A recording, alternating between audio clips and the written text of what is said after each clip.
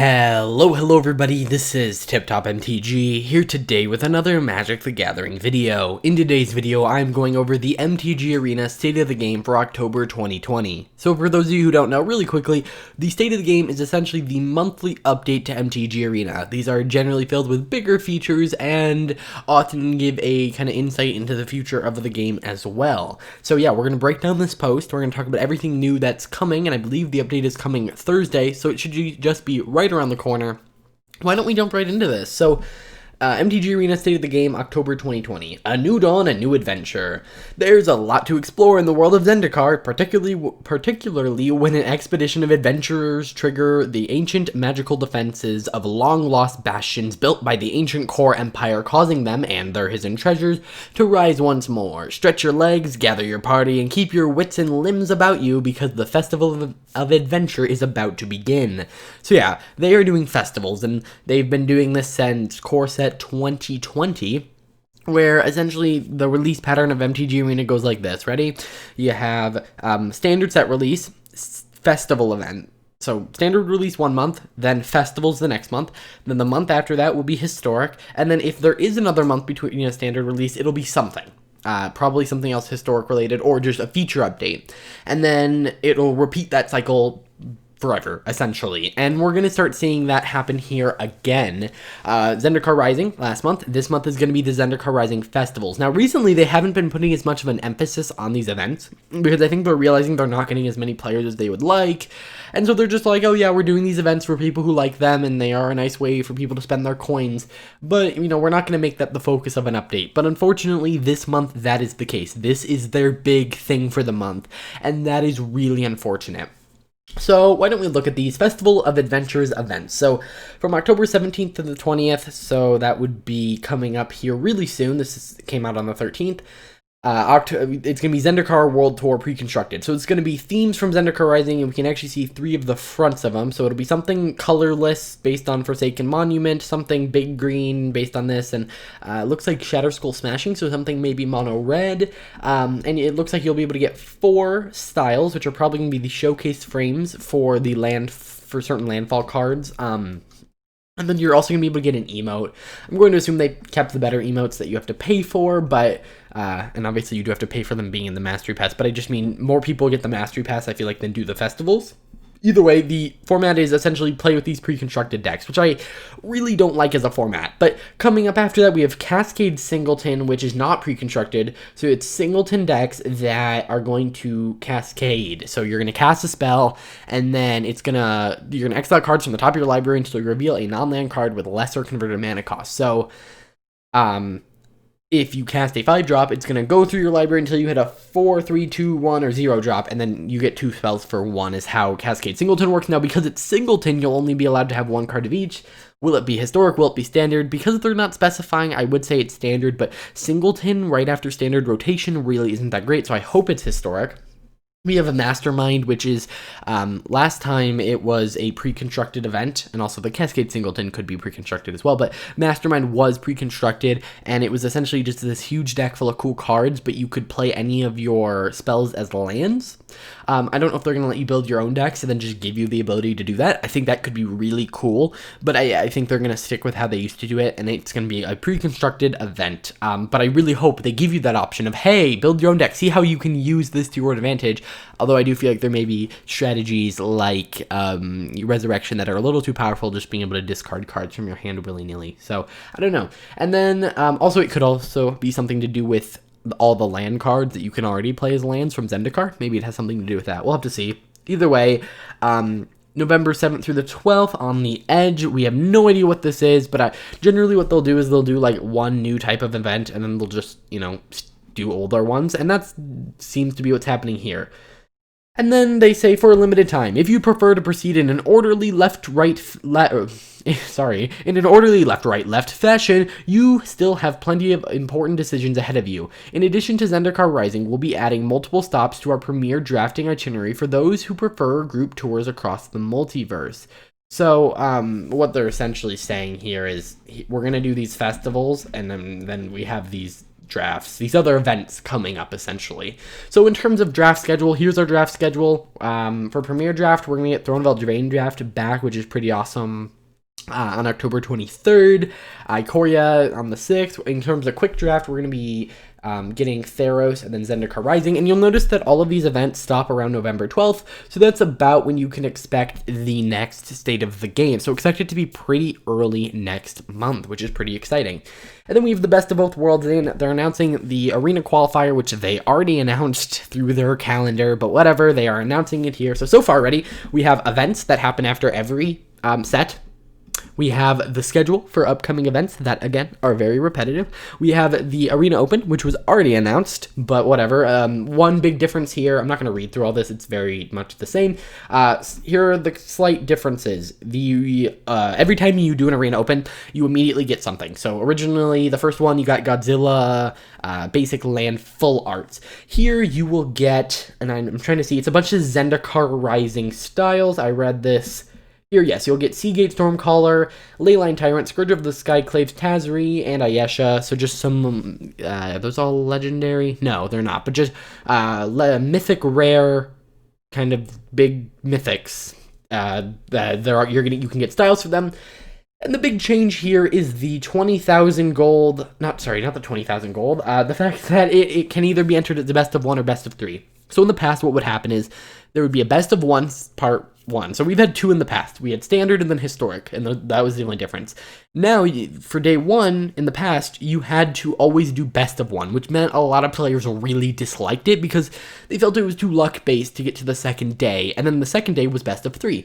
Now what you're going to be able to do is you're going to be able to choose. For day 1, do you want to be able to go through more matches quicker, or do you want to have it be more skill-based with best of 3? And I feel like a lot of the winning players they're going to see are going to come from best of 3 just because they're going to have more time to perfect playing with their best of 3 deck, because a lot of the time you are going to play a best of 1 deck that's different than a best of 3 deck. Either way, you're going to be able to choose. So if you would prefer to play best of 1 on day 1, you can do that. If you'd prefer to play best of 3, you can do that. And I think that is the best approach. If they would have said, oh, just best of 3, I think a lot of players would have been disappointed. If they would have said, oh, just best of 1, I think some players would be disappointed. And I think this is the awesome way to do both. And I honestly didn't think they would do it. Then we have Reinvent Yourself. So we have Kaladesh Remastered. So big hint as to what's coming in November, so not this month. Kaladesh Remastered is scheduled to arrive next month, and since certain archaeological digs will be able to excavate this information, we've decided to save you the trouble of pulling out your pickaxes. Starting on November 5th, players will have the option to pre-order Kaladesh Remastered for a special deal on packs, player draft tokens, and in-game cosmetics. So whenever they do a standard set, they will do a pre-order. So there's 2 different packs. One's for playing and one's for opening packs. So you'll get either 50 packs or some draft tokens and sealed tokens and mastery pass. Here, they're just kind of combining them into one and lowering the price because it is not a main standard set. So it's $30 and you'll get 10 packs. So if we're looking at the normal pricing of pre-orders, that is about, 10, so a third of your value is going there for comparing it to a normal pre-order. We're getting 3 draft tokens. They don't clarify whether these are player drafts or bot drafts. If I'm not mistaken, they didn't do bot drafts with Amonkhet Remastered, so I'm assuming these are going to be 3 player drafts, which is 30,000 coins just right there. So far we're at 40,000 coins worth of value. You get 4 playsets of Aether, or 4 copies, not 4 playsets.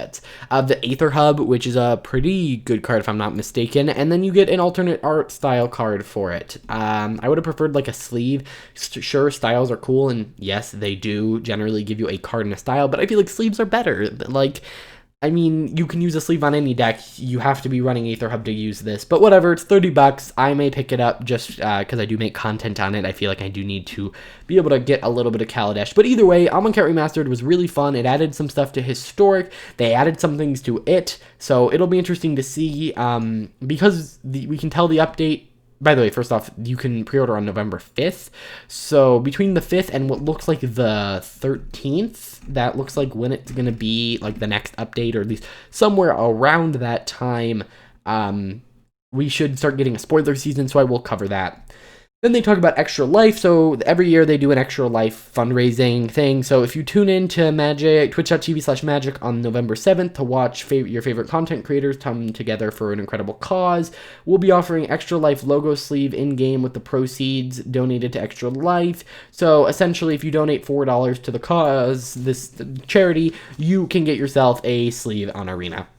So that's it.